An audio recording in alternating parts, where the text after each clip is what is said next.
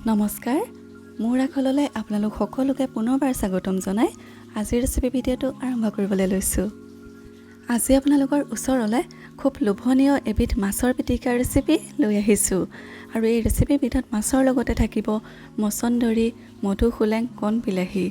এই মাছৰ পিটিকাবিধ ইমানেই সোৱাদ লগা যে এবাৰ খালে বাৰে বাৰে খাবলৈ মন যায় আৰু বনাবলৈ একেবাৰে সহজ। গতিকে দেৰি নকৰি এই ৰেচিপিবিধ আমি কেনেকৈ বনালোঁ তাৰে ভিডিঅ'টোলৈ আগবাঢ়ো বলকচোন। মাছৰ পিটিকাবিধ বনাবলৈ এয়া প্ৰথমতে লৈছোঁ মছন্দৰী। এয়া মছন্দৰী পাত অলপ ছিঙি লৈছোঁ। এয়া আমাৰ ঘৰতে থকা মছন্দৰী কেইজোপাৰ পৰা এয়া কেইটামান পাত ছিঙি ল'ম। আৰু এয়া হ'ল মধুসোলেং। মছন্দৰীৰ লগতে মধুসোলেঙৰ পাত কেইটামানো এয়া ছিঙি লৈছোঁ। পিটিকা যিমান বনাম বুলি ভবা হয় সেই অনুসৰি মছন্দৰী আৰু মধুসোলেঙৰ পাত ল'লে হয়। এয়া মই জোখমতে ছিঙি লৈছোঁ। এয়া মই ইমানখিনি গোটাই ল'লোঁ। এতিয়া এইখিনি ভালকৈ ধুই ল'ব লাগিব পাতখিনি। এতিয়া পাতখিনি ভালকৈ ধুই ল'ম। এয়া পাতখিনি ধুই লোৱা হৈ গ'ল। মই পাতখিনি গোটাৰিয়ে ৰাখিছোঁ আৰু বিচাৰিলে পাতখিনি কুটিও ল'ব পাৰে। আৰু লগত লৈছোঁ এয়া কেইটামান কণ বিলাহী আৰু কেইফুটামান নহৰু।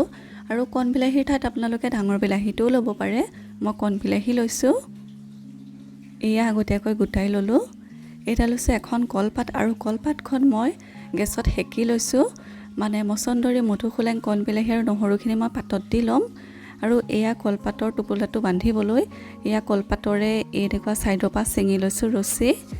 এয়া ৰছীকেইডালো অকণমান গেছত মই সেকি লৈছোঁ যাতে ছিঙি নাযায়। এয়া মধুসোলেং আৰু মছন্দৰী পাতখিনি এতিয়া মই কলপাতত দি দিছোঁ। বিচাৰিলে এইখিনি কুটিও দিব পাৰে। এয়া কণ বিলাহীখিনিও দিছোঁ আৰু লগতে নহৰুখিনি আপোনালোকে অকণমান কাটি দিব, তেতিয়া ফটককৈ সিজিব। আৰু এটা জলকীয়া, জ্বলা যিমান খায় সেই অনুসৰি ল'লে হয়। আৰু লগতে দিছোঁ এয়া সোৱাদ অনুসৰি নিমখ। এতিয়া আটাইখিনি ভালকৈ টোপোলা এটা কৰি বান্ধি ল'ব লাগিব। নিজৰ সুবিধা অনুসৰি টোপোলাটো কৰি বান্ধিলে হ'ল। মই এয়া এই ধৰণেৰে বান্ধি লৈছোঁ। আৰু কলপাতৰ পৰা এয়া যিখিনি ৰছী উলিয়াই থৈছিলোঁ সেইখিনি এয়া ভালকৈ গাঁঠি মাৰি দিছোঁ। এয়া আৰু এডাল গাঁঠি মাৰি দিম, এয়া যাতে খুলি নাযায়। এডাল মাৰিলেও হয়, মই দুডাল মাৰি দিছোঁ যাতে টোপোলাটো খোল খাই নাযায়। এয়া এতিয়া গেছত টাৱা এখন বহাই দিছোঁ আৰু এয়া টোপোলাটো টাৱাখনৰ ওপৰত দি দিছোঁ। এয়া এনেকৈ ইলুটি শিলুটি কৰি পেলাই এতিয়া টোপোলাটো সেকি ল'ব লাগিব। আৰু ঢাকনো লগাই দিছোঁ যাতে সোনকালে সিজে। মিডিয়াম ফ্লেমত এতিয়া এইখিনি সিজাই ল'ম। এয়া আকৌ উলটিয়াই দিলোঁ ভালকৈ। এয়া অকণমান হেঁচিও দিছোঁ যাতে আটাইখিনি ভালকৈ সিজি যায়। এই ধৰণেৰে মিডিয়াম ফ্লেমতে টোপোলাটো ভালকৈ সেকি ল'লে হ'ল ধুনীয়াকৈ বস্তুখিনি সিজালৈকে। এয়া কলপাতখন অকণমান এই ধৰণেৰে পুৰি আহিলে ভিতৰৰ বস্তুখিনিও সিজি যায়। এয়া পাতত দি ল'লোঁ। এতিয়া টোপোলাটো টাৱাখনত নাৰাখি টাৱাখনৰ পৰা নমাই ৰাখিম ঠাণ্ডা হ'বলৈ। আৰু মাছৰ পিটিকা যিহেতু এয়া লৈছোঁ এটা মই ফ্ৰাই মাছ। পিটিকাটো মই ফ্ৰাই মাছেৰে কৰিম। এতিয়া মাছটোৰ পৰা কাঁইটখিনি আঁতৰাই মঙহখিনি উলিয়াই ল'ম আৰু মূৰটো নিদিওঁ। যিকোনো ধৰণৰ মাছ ল'ব পাৰে আৰু যিমান বনাম বুলি ভবা হয় সেই অনুসৰি মাছৰ পৰিমাণটো ল'লে হয়। এয়া মই ইমানখিনি ল'লোঁ। মধুসোলেং মছন্দৰীখিনি পাতত দিছোঁ যদিও মাছটো কিন্তু পাতত দিয়া লোৱা নাই, ফ্ৰাই মাছ লৈছোঁ। যিকোনো ধৰণৰ ফ্ৰাই মাছ ল'লে হয়। আৰু এয়া টোপোলাটো ঠাণ্ডা হোৱাৰ পিছত এতিয়া খুলিবলৈ লৈছোঁ। ডিছ এখনৰ ওপৰত লৈছোঁ যাতে কলপাতখন ফাটি গ'লেও ডিছখনতে ৰখি যায়, কাৰণ পাতখন অকণমান যিহেতু পুৰি গৈছে পাতত দিওঁতে।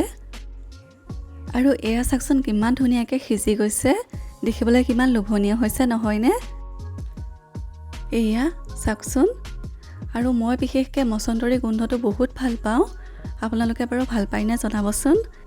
আৰু এয়া কাঁইট গুচাই থোৱা মাছখিনি এতিয়া এই মছন্দৰী মধুসোলেংখিনিৰ লগত দি দিছোঁ।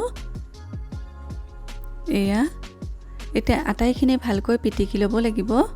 এয়া কণ বিলাহী, মধুসোলেং, মছন্দৰী, মাছ এয়া আটাইখিনি ভালকৈ পিটিকি ল'ম আৰু নহৰুখিনিও ভালকৈ এয়া ভাঙি দিম। নহৰুখিনি আপোনালোকে পাতত দিওঁতে কাটি দিব যদি ডাঙৰ ফুটাৰ নহৰু হয়। আৰু এয়া জলকীয়াটো ভালকৈ ভাঙি দিছোঁ। নহৰুখিনি অকণমান সিজোতে টাইম লাগে, সেইকাৰণে ভালকৈ ভাঙি নাযায়গৈ। কাটি দিলে সোনকালে সিজি যায়। আৰু লগত দিছোঁ এয়া অকণমান কেঁচা মিঠাতেল।